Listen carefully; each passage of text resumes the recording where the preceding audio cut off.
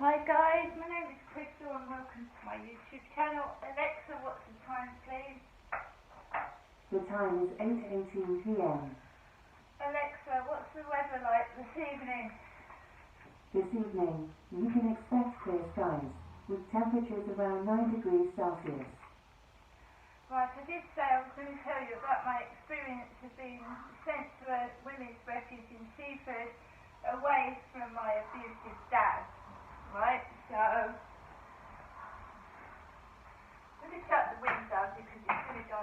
People don't want the truth to come out, and when they don't want the truth to come out, they try and obscure my voice with various noises. I'm not mad, I'm not crazy. I was abused by my dad, and making out on my mother Jennifer, who suffers from schizophrenia, is untrue. I had gone to the police about 3 or 4 times since 2008, telling them that I was being abused by my father. I'd been not only sexually abused at various places, but he had physically assaulted me as well.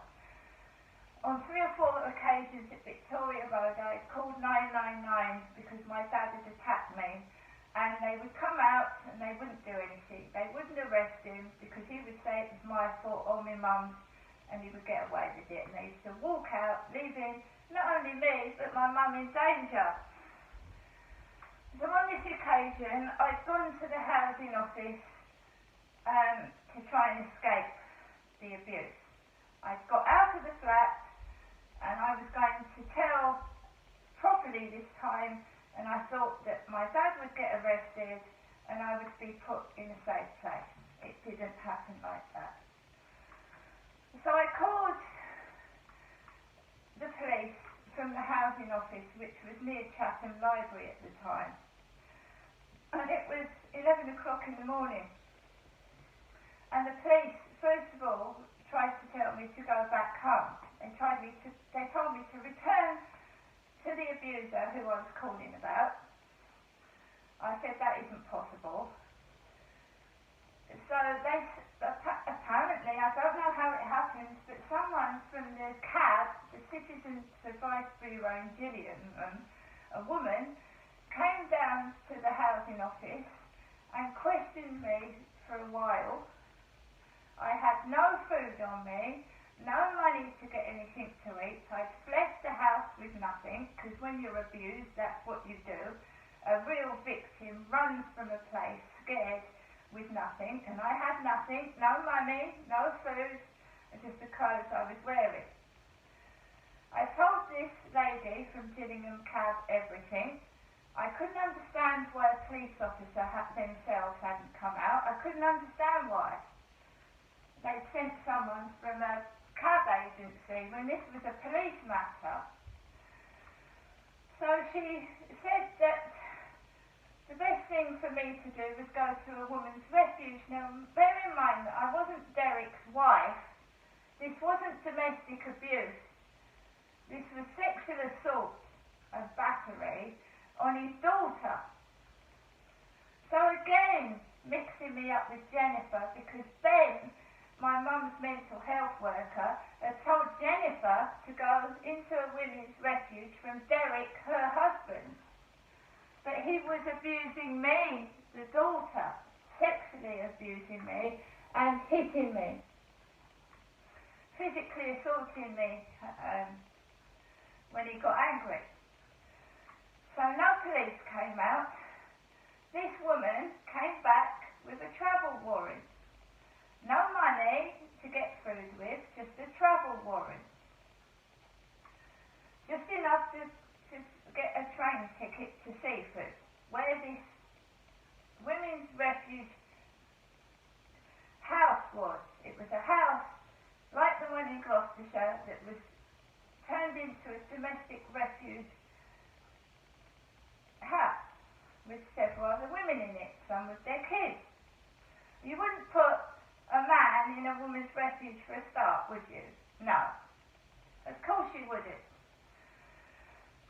So I went to Chatham railway station and I handed the ticket over at the ticket office, and I was given tickets to Seaford, one-way tickets to Seaford, which is a far way from Chatham. And I had no relatives in Sussex at all, although it was known that my father had relatives in Sussex, not me. I found the place. I'm supposed to be mentally ill, stupid and deranged, and I found this place by myself, on my own, with no help or support, and Seaford is quite a complicated journey. I ended up in Seaford at 9 o'clock at night, between 9 and 9:30, and I couldn't find it. So I had a small number, I had 60 pence, put it in the phone box. There aren't phone boxes anymore. Put it in the phone box, rang the number, and she said, yes, someone will come downstairs and they'll open the door. It wasn't a very friendly place, it was horrible. I didn't want to stay there one night, let alone forever. Got in there, it wasn't like the refuge in Gloucestershire, this one was unfriendly. There wasn't a basket full of toiletries. There wasn't pleasant females showing me upstairs to my room. I was looked at as if I was a piece of shit. I was given a few, 10 pieces of pasta, that I was told there was no butter, no bread, and that I would have to find something get something to eat in the morning. When I turned the tap on to try and get a glass of orange juice, it came out with sand. It was running out brown. It wasn't even clean water. Then, you can imagine you're fleeing domestic violence, you're fleeing sexual abuse, and you need a warmth and a place of safety, not a place of danger and people looking at you as if they're going to kill you. And the ceiling was leaking, and there was a blue towel on the floor, and it was all leaking onto this blue towel. I was told to go up to this room, and my room was opposite another room, and the door was open, and there was a kid lying on the bed asleep. And the women downstairs had left this kid unattended on the bed while they was all chatting and laughing downstairs. I went up to the room, and I shut the door quietly, and about 2 minutes afterwards, the kid starts crying, and then this bully of a woman comes upstairs. You've woken the kid up. I went, I've just come in and shut the door. She said, close the door quieter next time. And I fucking thought, this is a women's refuge in it with a fucking load of bullies, lovely. Then I was quiet, withdrawn and scared. So I think, I can't stay in this place. Gets down the next morning, and the proprietor of the place is called Jenny. And her tips are hanging out of her top. She's got gaps between her teeth like my dad. She had rotten teeth like my father. And she went, you're going to need to go to the job centre and get some money because you have to pay to live in this place. And I went, I've just got here. She said, I know, but we're going to need to get rent off you. I was forced to phone the job centre, which I did do, and I said, they're not going to give you money, they're going to need to sort things out. She said, well, you're going to have to do it. Rang the job centre up, he said, the best you're going to get is emergency payment of £5. And the bus fare was more than a fiver to get to the job centre, which was a joke. What wicked people, eh? This evil, horrible place. I stayed in there 2 or 3 days, and I was forced to return home to my parents because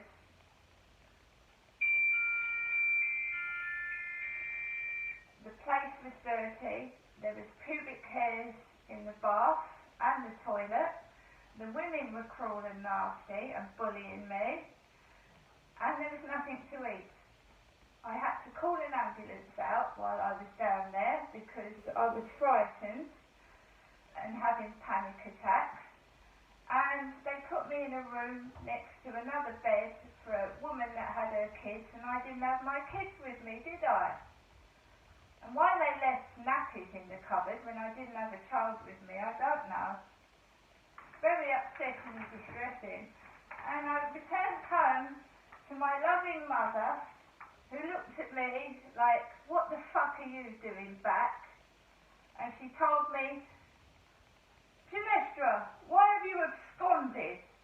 And that's a posh word, isn't it? Why have you absconded from the place of safety? How did she know I was in a women's refuge? Because the police didn't arrest my dad when I reported sexual abuse and battery. I was shunted off to a women's refuge in Seaford, and they hadn't even interviewed my mum or dad about being sexually abused.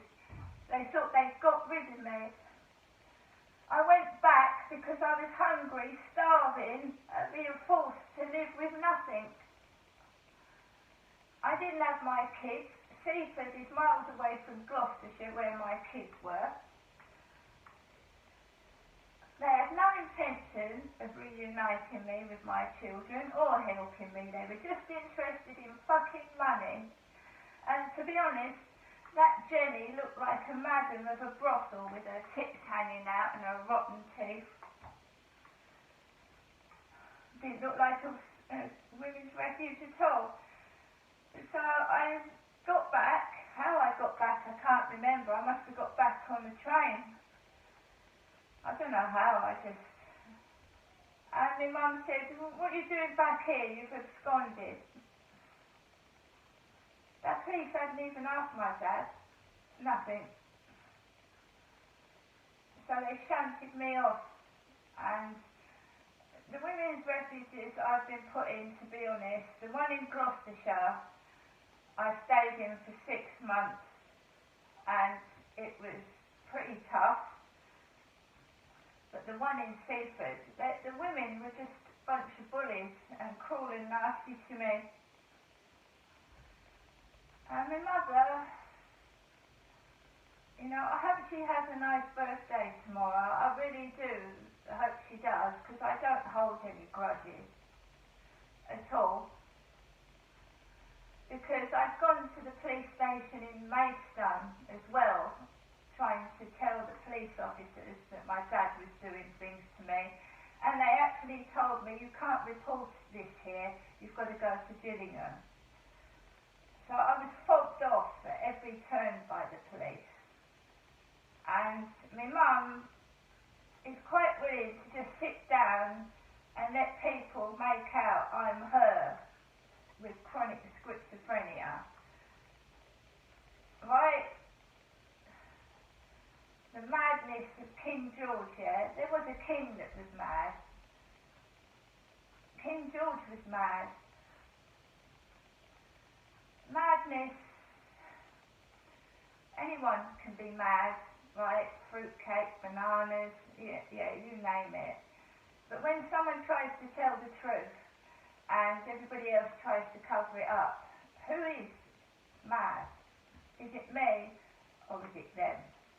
See you later.